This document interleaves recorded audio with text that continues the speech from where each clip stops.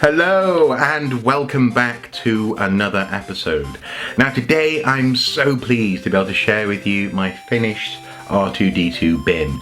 I showed you guys a couple of weeks ago. I was working on him in the shed, and well, it's been more than a couple of weeks actually, but it did take me a little while to finish him, and in total I think I worked on him for about 5 weeks here or there. You know, not 5 weeks total, but yeah, a couple of hours a week here and there. And the finished article is here. There's been a few changes since I did first show him in that video, and also obviously he's got legs now. He's been fully painted up and finished. So I'll just switch to my other camera and show you precisely what's going on with R2D2. So first of all, at the top, the first thing you're probably going to notice is that the quality of the blue colour has changed. He's no longer covered in blue permanent marker. Basically, I actually used Games Workshop Space Marine Blue, I think it's called, to actually paint the blue panels. It looks good. It's a matte finish. It's a solid finish. That's really what I was after. So the lid, as I said in the previous video, is spray painted silver, and you've got various details on there, for the most part which have come from a cannibalized webcam, which have been spray painted silver. So there's an eye stalk on top and a little eye stalk in the front.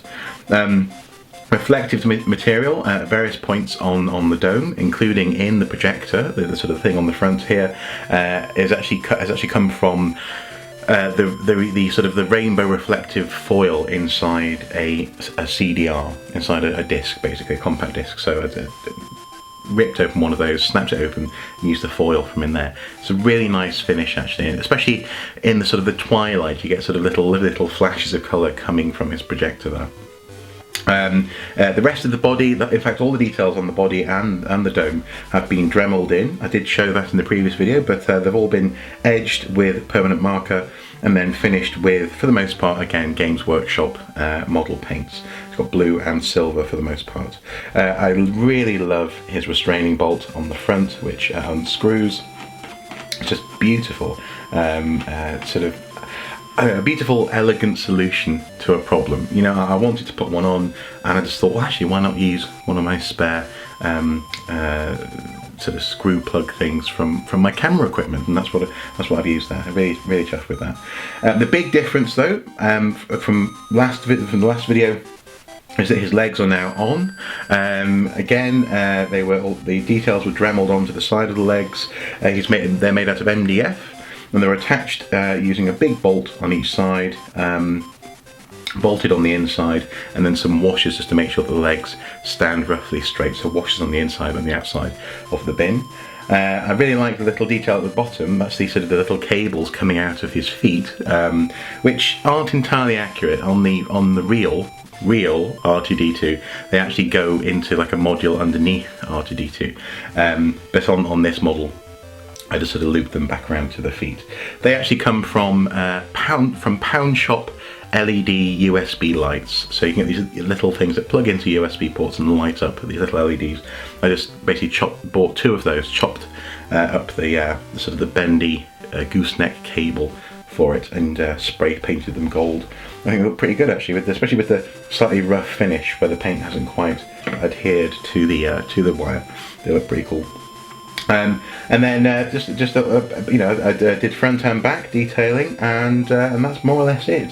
He stands on those feet on the ground, and he looks like a lovely little astromech droid waiting to take your rubbish away from you. Now, I have to admit, I'm being very careful with the rubbish that's going into R2. I'm not putting, yogurt in there. I'm just paper rubbish from here in my geek room / office. But he's been a wonderful bin so far. He's been a wonderful bin, and I would highly recommend that you give this sort of thing a go yourself. It's really quite straightforward to do and a lot of fun. With the previous video, I actually put a link to an ongoing auction where you can actually get the bin, because it's actually quite difficult to find a domed bin where the dome sits flush with the rest of the bin, or rather the swing lid sits flush with the rest of the bin. I put a link in that previous video to that auction, but I'll put the link again in this video, just in the video description down below. And there you have it. That's my R2D2 bin. I'm really chuffed. Really pleased that I took the time to make him, and now he's just a wonderful addition to this little room. Yeah, couldn't be happier. Anyway, I thought I'd show you the finished article. I think he deserved a little bit of a feature to himself. So from me and from R2, it's goodbye, and as ever, do take care.